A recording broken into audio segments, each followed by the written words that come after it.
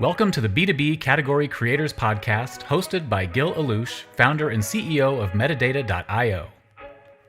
This podcast is all about sharing the real and sometimes uncomfortable secrets of category creation in the B2B software space.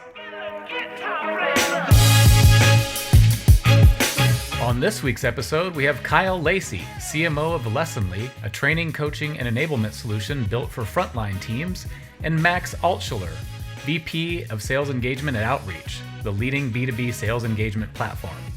We also are special guest hosted by Olivier L'Abbé, our president at Metadata.io. All right. So guys, thank you so much for being on the podcast today. My name is Olivier and I'll be hosting Category Creations. Today we have Kyle Lacy from Lessonly, as well as Max.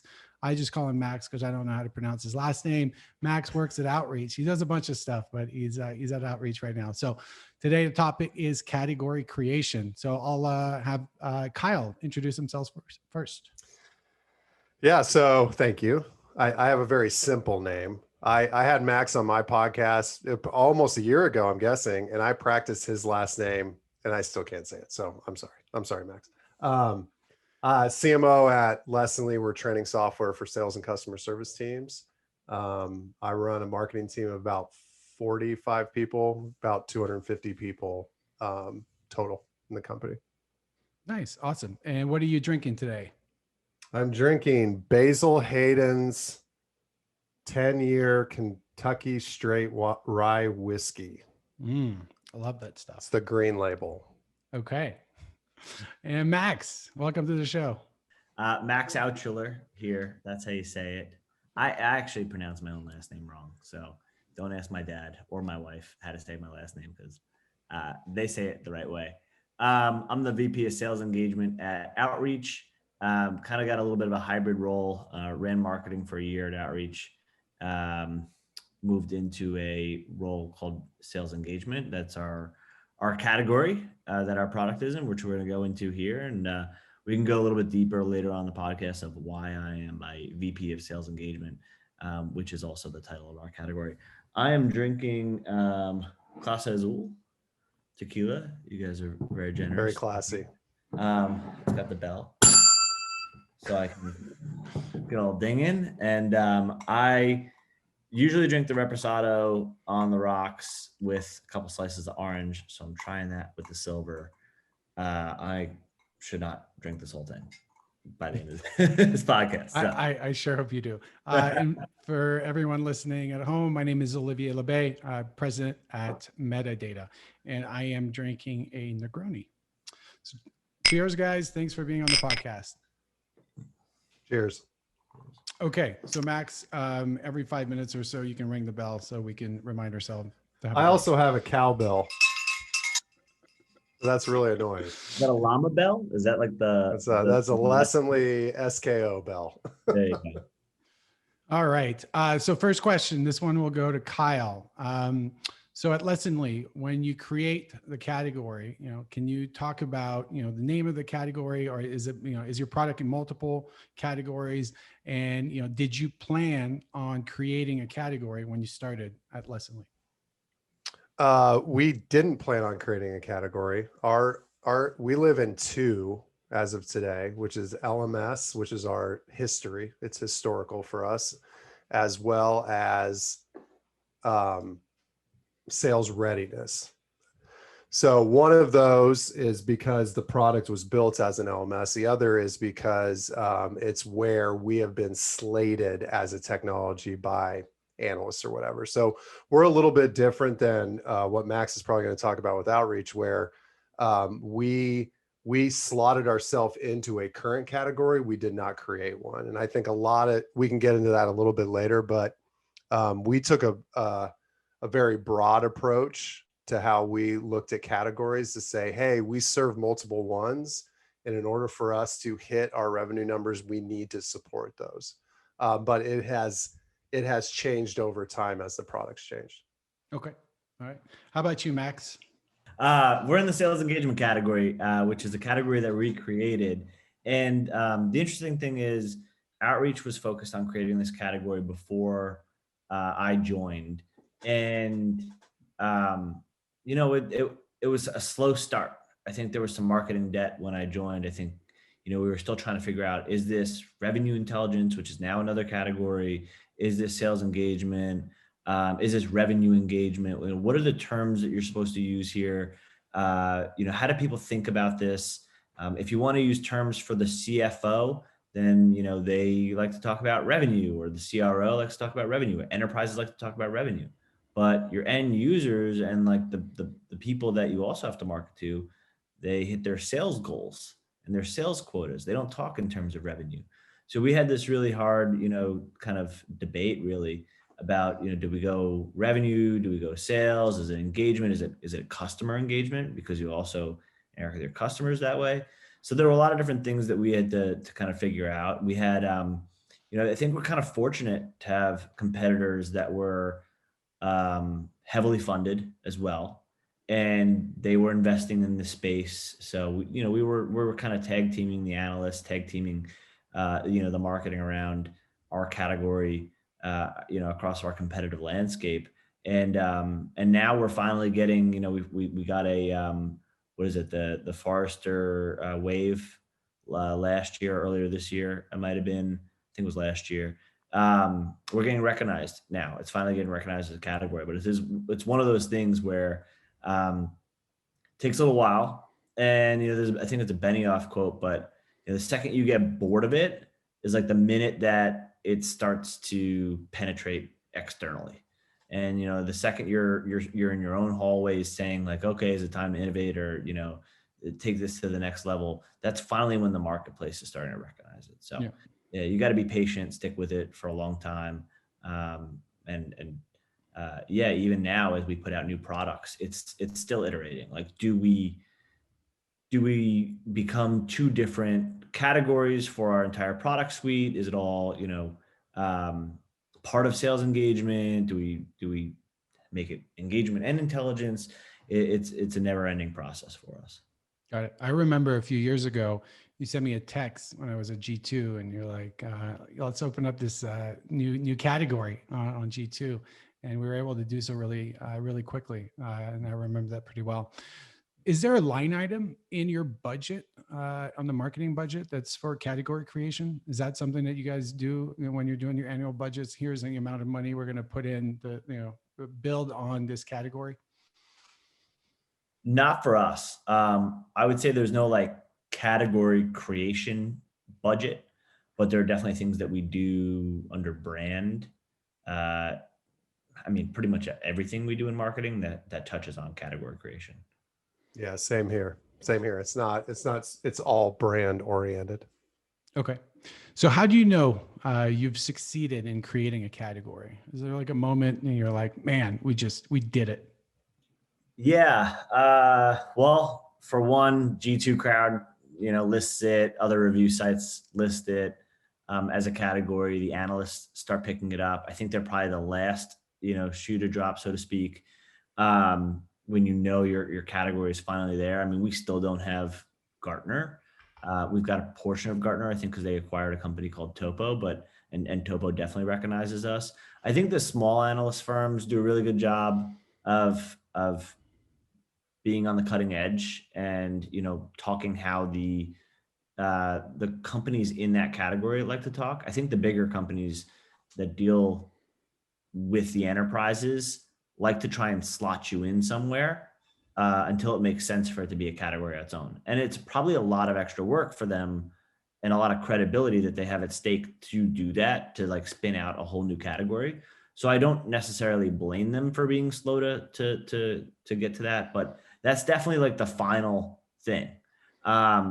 I'd say that a lot of companies even have line items in their budgets for your category or product or RFPs that are happening well before the analysts, have that. I'd say like the last, maybe major final thing would be when the Accentures and Deloittes and Bains and McKinseys spin up consulting arms to focus on your category. If you look at Dreamforce, largest sponsors every year, Accenture, Deloitte, you name it, because they're making a ton of money off setting up Salesforce for companies. So when they can do that with your category of product, and there's a services component to it, that's when you know you made it. And the interesting part is it scales with your business. Like, you're not that interesting to enterprises maybe until you have a services business that Accenture can make money off of. So like, there's no reason for, Gartner or any of this down the line stuff to happen until then. And largely it's up to you and your competitors to create that category over time. I think the other thing to add would be when your customers start changing their job titles. I think Anthony from Gainsight said that at one point and we've seen that in sales. We are part of the sales enablement category, and we have a VP. We have VPs of sales enablement. We have directors of sales enablement. And so that's why the category, once the titles are made, you pretty much, you have third-party analysts talking about it, whether it's a cool tech vendor from Gartner or with the Wave or whatever. And then you've got your customers changing titles. Then you have something there. It's hit mass capacity, basically. So Kyle, you mentioned something about, too early, companies trying to build a category too early. Do you want to elaborate on that point? Yeah, I think that if you don't have the resources to do category creation, and I'm going to say this without being able to tell you what resources you need, honestly, because Max and I both said that we don't have a budget item for category creation. You need the customer base that's the ideal client profile that fits the category, and a customer base that's repeatable so that you can create a community around it, which Max has done very well. You need people that will talk about it, which is your customers and your analysts, right? And you need the money in order to support the sponsoring of events, the analyst relationships. And so many times I talk to seed and Series A companies that their pitch is, I'm going to create a category. When in reality, you haven't even found product market fit. Why the hell are you talking about creating a category?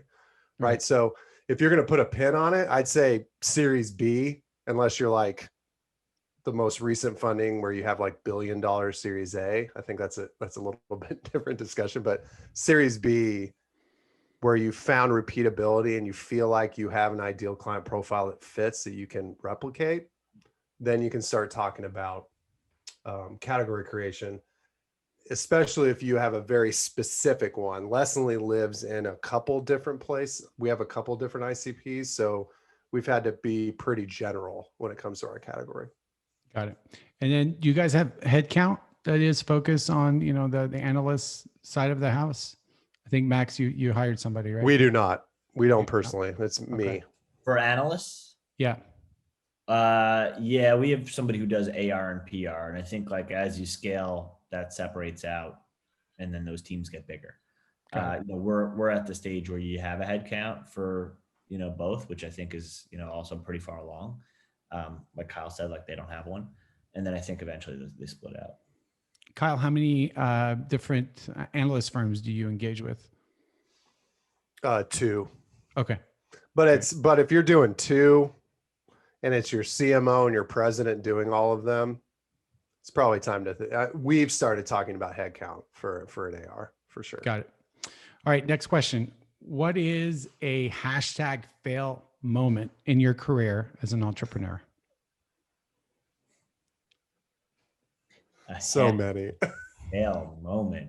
I'll save it for the good one. As an entrepreneur, like, are we going to go back to like my agency days, like right out of college? Sounds good. Oh man, so many. Man, that's a great question. A hashtag fail moment from my career. Shit. I've got one. It's not an entrepreneur though. It's okay. All right. So I was part of a thought leadership team at ExactTarget. So we were email marketing platform. We had social, email, social ads. Basically, now is the marketing cloud at Salesforce. And I was the thought leader around social. So I went and spoke at a bunch of conferences about how you should use Twitter and all that crap. I was flying back from London, and my TV on the back of the seat on Delta didn't work on the airplane. And so I tweeted about it, like tongue in cheek, just joking. And as I was in the air flying back to or flying to LaGuardia, our entire system went down. Like Exact Targets crashed, like it went out. The system went down. And my tweet was the only one that went through to the head of social at Delta. And so you have somebody that is an author, a thought leader, tons of followers, and my tweet's the only one to come through. And he sent it directly to our CMO, who's Tim Kopp, and said, "Hey, why is your social thought leader tweeting when your entire social system's down?" And I landed in LaGuardia and had text messages and emails and like, "What the hell are you doing? Why are you tweeting?" And I was almost fired. Like I was almost fired 3 times from Exact Target. And God, I'm very blessed that they didn't fire me, but that's one of my fail moments as a, I don't know, somebody in software.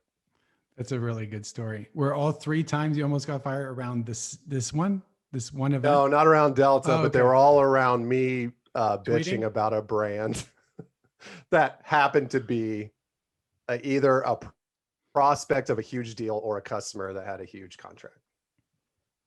3 times. Max, you're up. Jeez. Yeah, I'll share this one because the founder shared it recently on a podcast.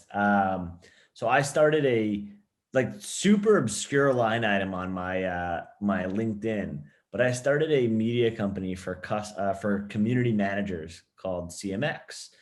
And I kind of stumbled into this thing. I had a really good friend, David Spinks, who, was a thought leader on community management, was a community manager at a bunch of software companies. He's working on a startup. It was failing. He's like, dude, I like what I'm doing, but I don't think this is going to work. I'm not going to be able to pay rent in February. It was like 4 months away. I had just thrown my first sales hacker conference, which made good money. So I said to him, hey, let's throw a conference around community management. Like you can do what I did in the sales hacker space. Let's just do it. He's like, what do you mean? I was like, it's literally that easy. Like we'll get a venue, you promote it to your network. I'll go sell sponsorships. We'll get speakers. We'll do it.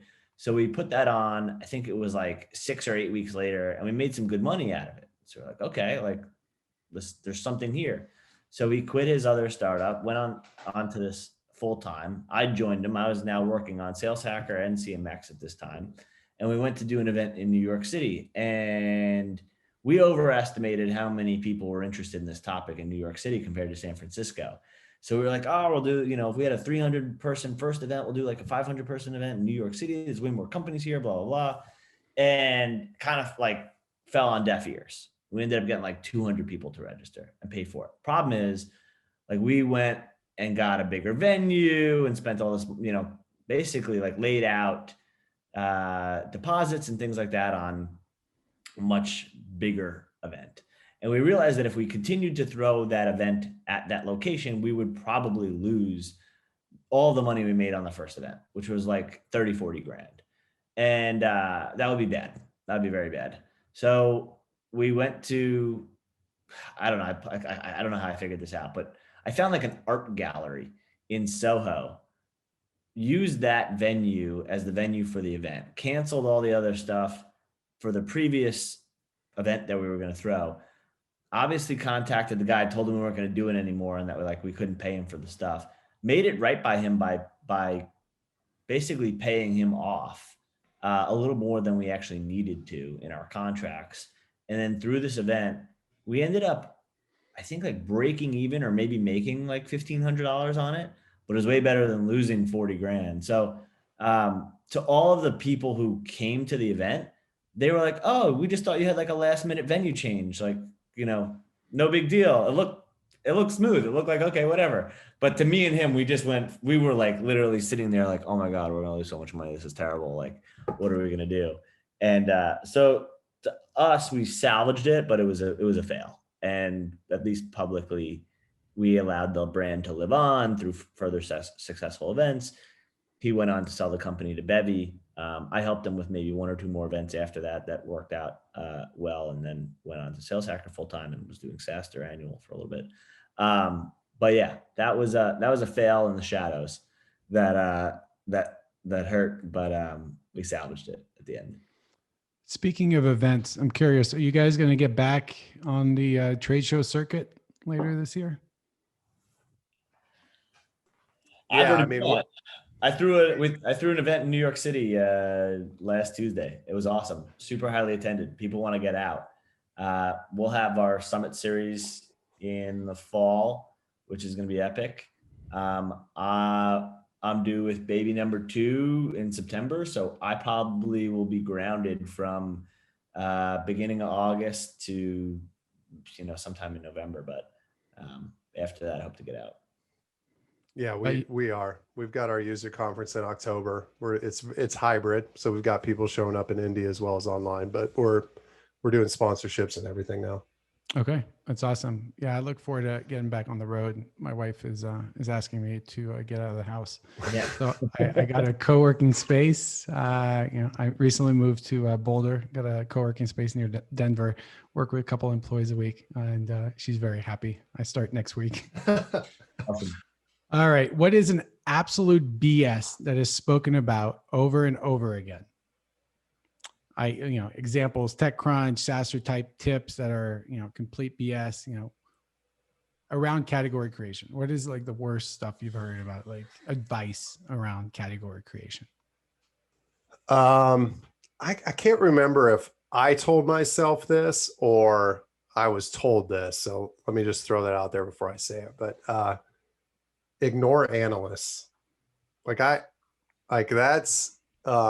just don't. We did it for a while and I think it was detrimental in the long run. There's a certain point where you should do it, at least talk to them. And I've been told multiple times from people to ignore it. And after we started our relationships with Forrester and Gartner, it made sense to me. Like why we would be doing it. I have a follow-up question for you on that one then. Yeah. What if the category they want you to participate in, right? You really don't want to be in that category, right? You do some of the things, but you're like, I can't ace this category test. Like, so what do you do at that point? Well, you can't ignore them because you want to try to, influence them, right? To change. Mm-hmm. I mean, it's not quite fake it till you make it, but you got to figure it out. Like if they're going to put you in a wave report and you're not going to talk to them, like you're going to get killed. Right. So you've got to have some balance there. I'm not, analyst firms have a lot of value. I think there's a lot of payola there, of course. And, but we have gained a lot of value by doing it. And that was just misrepresented when I heard it.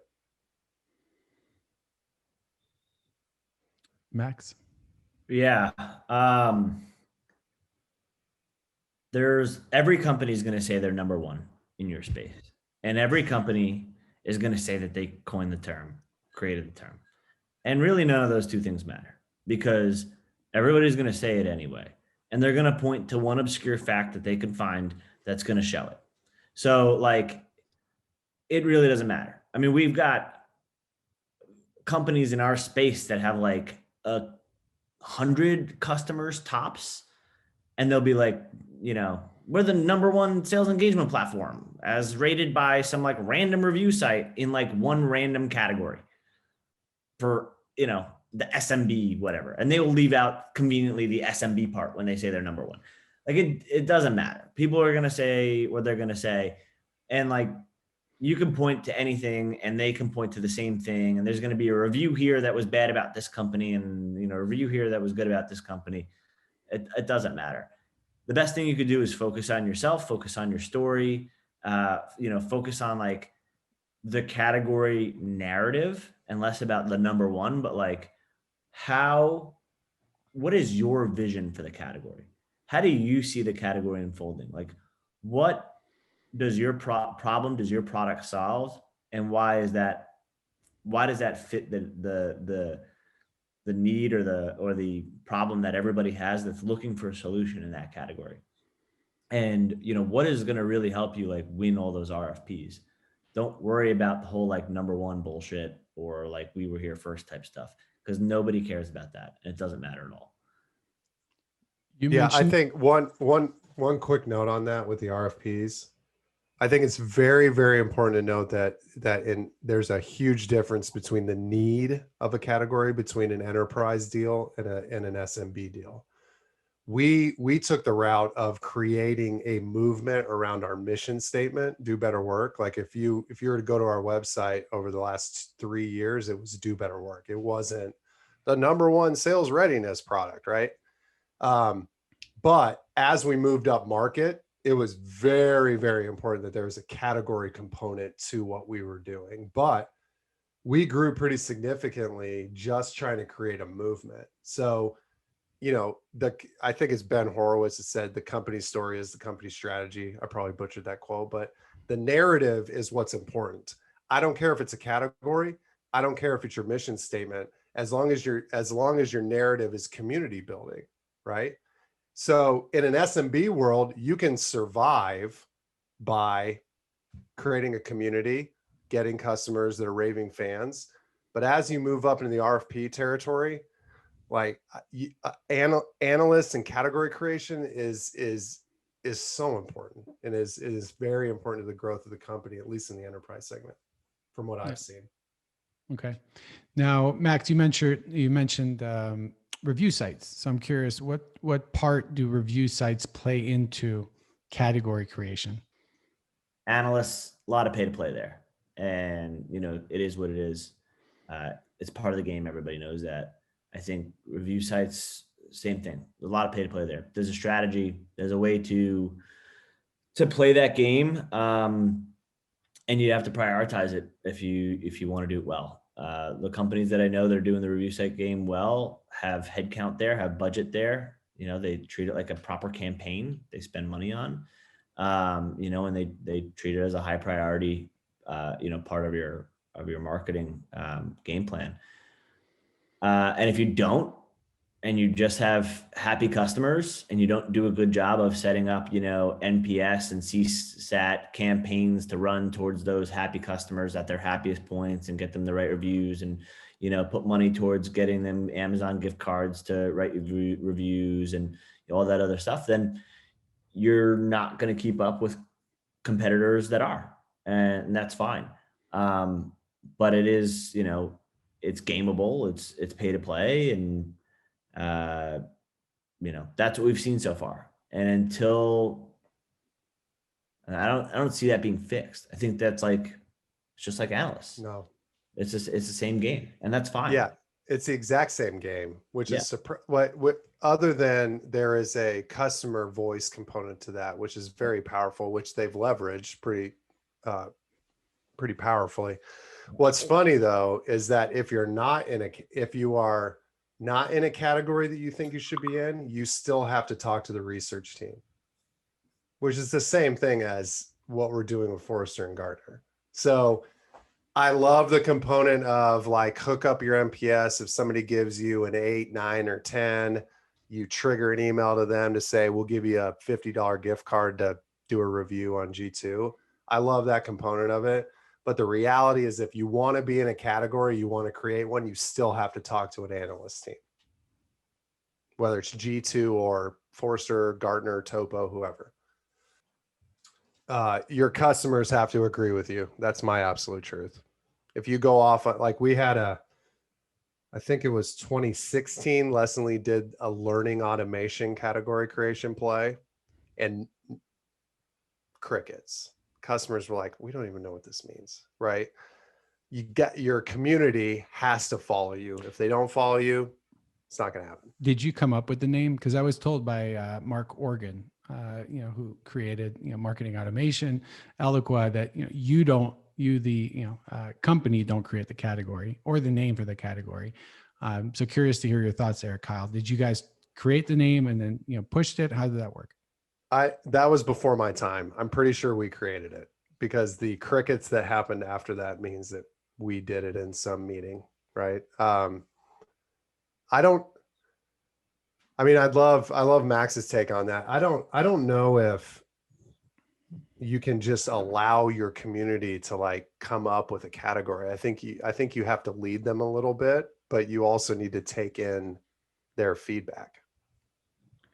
Yeah, I mean, it's good to get their feedback, but you know, if you sell to multiple personas, how many different categories are you going to create? Yeah. Like we sell to a lot of different personas, and they think about the world differently, as described earlier about how, you know, CROs and CFOs at enterprise companies, they talk about revenue because that's what is in an earnings call. A Series A VP of sales or a director of sales ops at a Series C company is thinking in sales. They don't say revenue, they say sales. So like, who, you know, if we just listen to our customers, we'd be all over the map, and we might not have them agreeing with each other. So it's tough. I think you need to take a stance. And again, like I said before, you got to be patient, and like you just have to grind that.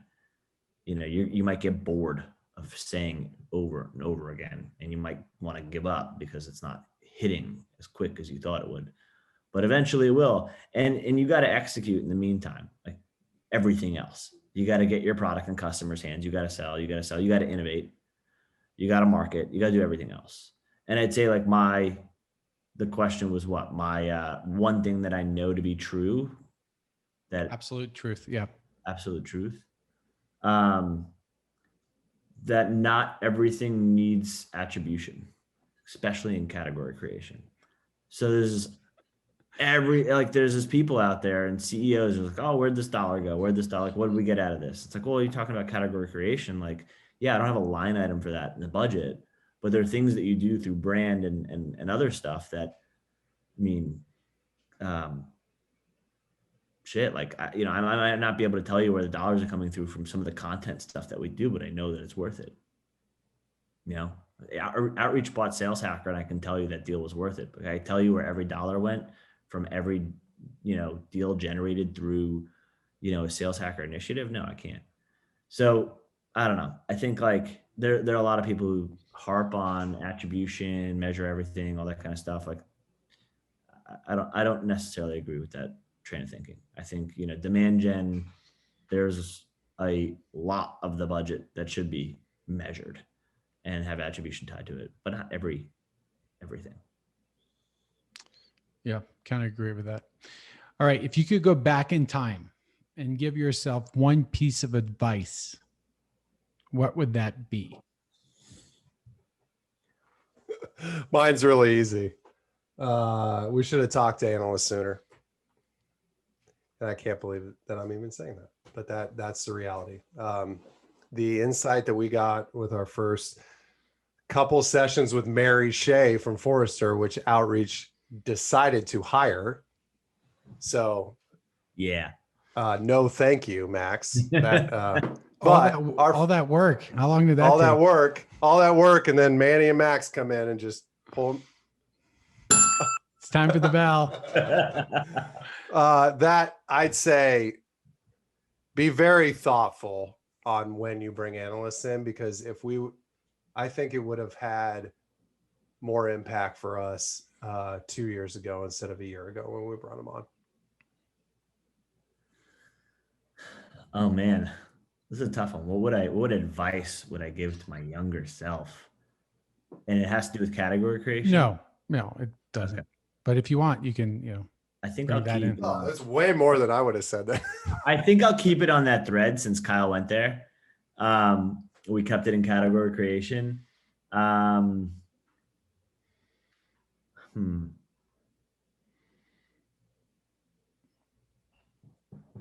like his comment on paying attention to analysts sooner. I don't know what we could have done better for the ones that put us in a bucket that we didn't belong in. I think doing some kind of CAB, customer advisory board, with some of our larger customers and having it more often and understanding like what verbiage they were using, how they were talking about the space, like almost like creating our own kind of analyst briefing with, you know, larger companies would have been useful for us. Sometimes when you surround yourself with other hypergrowth tech companies, you end up in like an echo chamber, and your first customers and your lowest hanging fruit as a tech company are the other hypergrowth tech companies. You share common investors, people go from company to company, they bring products with them. It's easy. And like, that's your dominant area. Like, you always want to maintain that. You never want to lose that. You never want to see yourself starting to be the cargo ship when there's a speedboat that can, like, you know, turn and move faster than you. And once that happens, like, you end up becoming the Goliath, and there's another David that's out there to eat your lunch, and you start losing market share or whatnot in your smaller companies. You want to be able to maintain that while also expanding to the enterprise. So not lose your Cloud 100 type companies while nailing the Fortune 500 companies. That's the key. That's what you want to do. I think what you end up doing, though, is, you know, a lot of times the most tech savvy people that get your technology, those early adopters, or innovators, if you're using like the crossing the chasm terms, is you get those tech people that can speak at 301 level terms. And then you speak to analysts and they tell you how to talk to people who can speak at 101 level. And you have to be able to understand how the enterprise talks about this. You have to be able to understand, like, how you're going to create your category as you go into different verticals and as you go up market.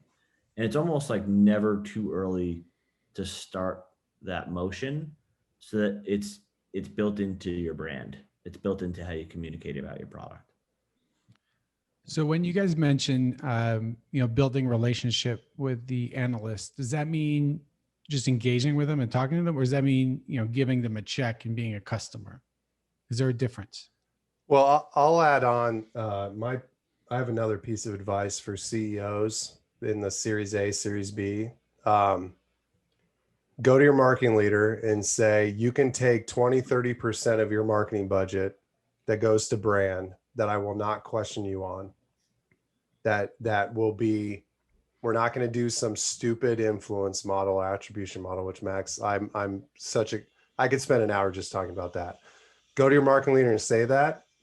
And the decisions that they will make based off the analyst firm will be better, because they're not worried about a $30,000, $40,000, $100,000, however much you're spending with any of these firms, because it goes into this brand budget. So for me, we did briefings, but it was when we cut the check where the value came. And I have no idea whether they plan it that way. No clue. The reality was, when we became a customer, the value was there. And like I said before, I wish we would have done it a year before that. You really got to be at a good company to do that. I think, like, if a CEO said that at the beginning of the year, okay, here's, X% of your budget. Don't worry about attribution, do the brand stuff. Halfway through Q2, pipeline's not looking good. In Q3, Q4, yeah, flipping. Cut that. Well, you got to do your job first. Like, exactly. You got to create revenue. Exactly. So, like, it's hard for a new CMO to say that. Like, you almost have to have like a year under your belt of like, hey, I proved that I could do this 4 quarters in a row. Let me go work on the right stuff here. So I agree with you. I agree with you there. Do you want to go into some of the stuff that, like, I thought made a really big impact on category creation? Let's do it. Okay. Do you want to tee that up, or? Sure. Question for you guys. What had the greatest impact in enabling you to build a category? Max. Yeah. So, one of the first things I did when I joined Outreach was went out and bought the domain name for our category. So I grabbed the salesengagement.com domain name. It was owned by a consultant in New York City. I didn't want to put a lot of budget towards this. We had Sales Hacker, so I bartered with him. Instead of paying him a lot of money, I said, hey, instead of giving you that money, I can help you get business. What if we put you on like 2 Sales Hacker webinars? You get like 1,000 people that would come to the webinar. You get a chance to meet customers who can potentially sign up for your consulting services. That goes way further than the cash. So I gave him a menial amount of money, put him on the webinars.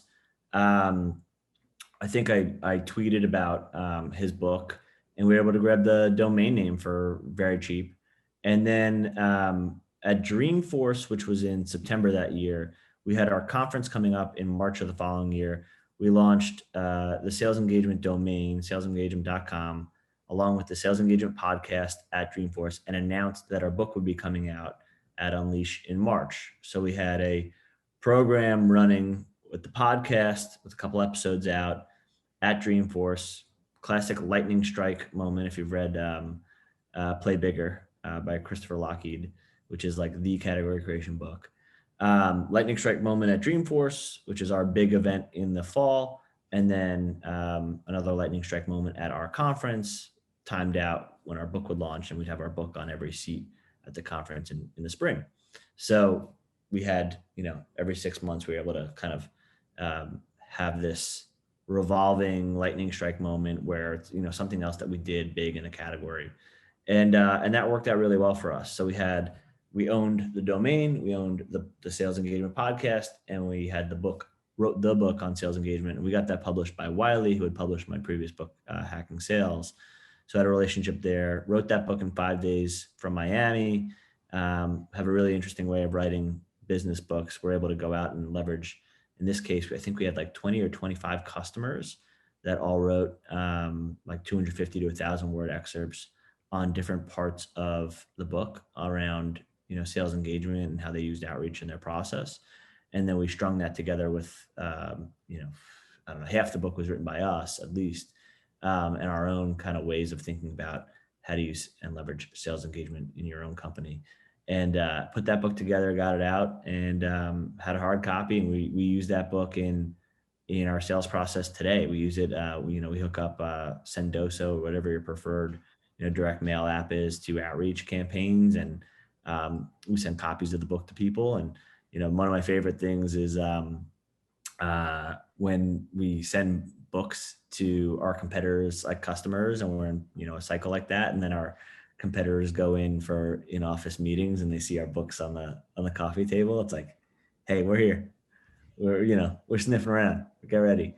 So that's fun. But I think that was a really good program and campaign, especially to own and help create the category further. Kyle. Yeah, I mean, the underlying theme here, which we've seen multiple times, is just write a damn book. And you know what? We didn't write a book around a category. We wrote a book around our mission, right? Like our CEO wrote a book called Do Better Work, which is our mission statement. And it had the same effect. Like, we use it in sales outreach. We have sent 25,000 copies out. So every person I talk to, though, that is trying to do this is trying to figure out how to write a book.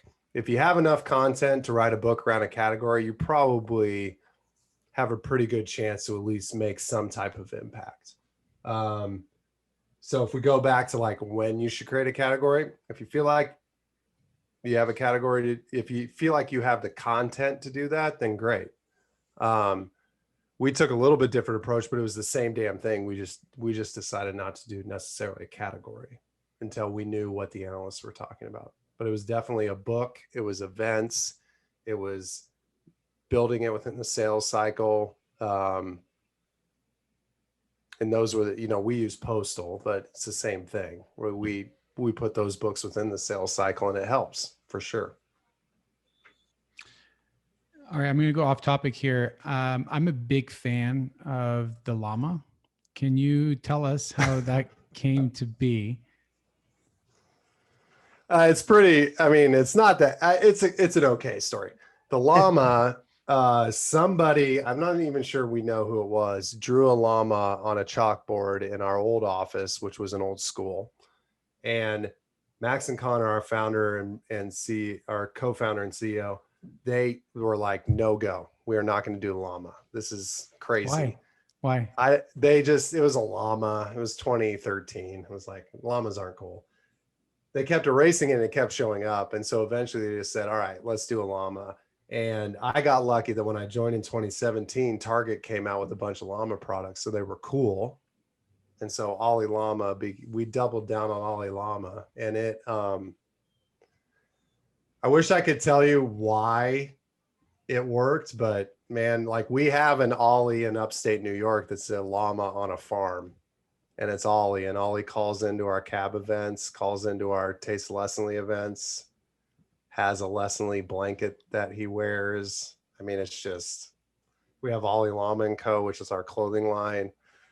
It just works really well. And I think it has a lot to do with just how we built Ollie into our brand narrative, into our architecture, brand architecture.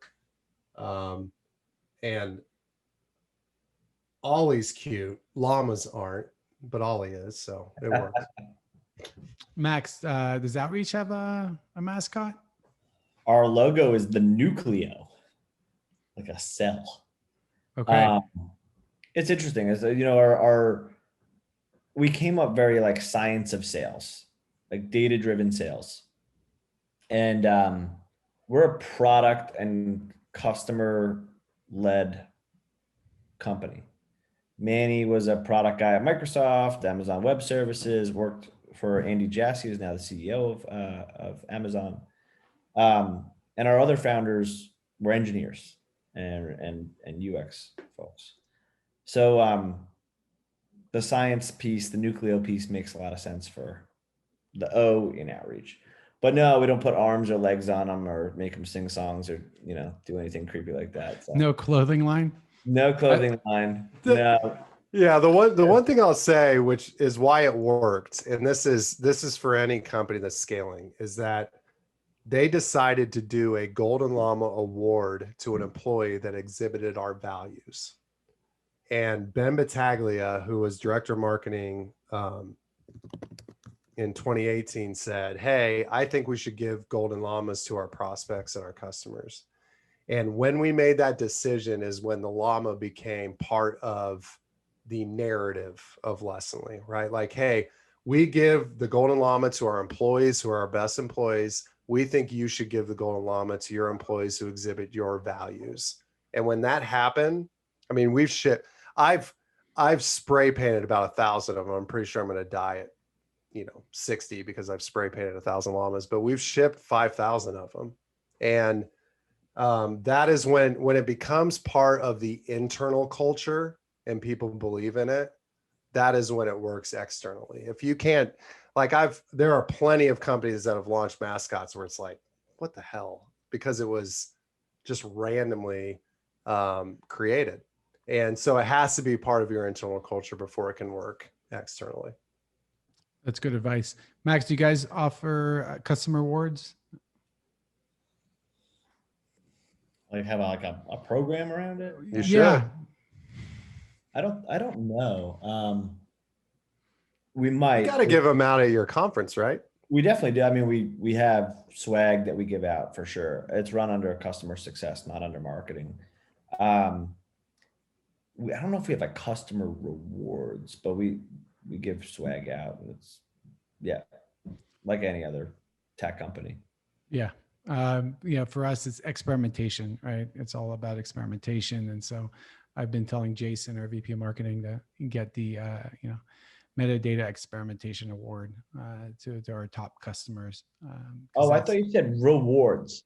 No, not rewards. Awards. No, I was like, what? No, but you maybe come up your own, coin, right? So you can earn some coins, some crypto, We have llama bucks. You do. That our customers can earn through our mobile app, our customer community, and they can spend it on llama gear. Now it's not quite like it's not quite a Bitcoin, but we're getting there. Yeah. We talked about it as a marketing team, just to be clear. It's a decade. All right, guys. Well, I want to thank you. Before we jump off, I'm just curious, do you guys have anything that you want to share with the audience, promoting any events or books, anything like that? I mean, I don't have anything to promote. I just say, don't get too stressed out about all this stuff. Like, it's going to happen. You're really good at what you do. We all have no idea what we're doing. Just do what you think is right. Yeah, I'd say if you focus on your product, like being the best, building the best product, and you focus on making your customers happy, the rest will come. So yeah, don't get too stressed about it. It's probably good advice there. All right, guys. Well, thanks for your time today. Really appreciate it. I learned a bunch of stuff. To highlight a couple things. One is you got to invest in your brand. And if you pick a really good looking mascot, you can open a clothing line. So those are two things I'm going to take away from today. All right, guys. Thank you so much. Chat with you later. Thank you. Thank you. Thanks again for joining us. I hope that you enjoyed today's discussion and will tune in again. Find all of the B2B Category Creators episodes at Metadata.io. And if you have any feedback, topics, or would like to be a guest on the show, please reach out.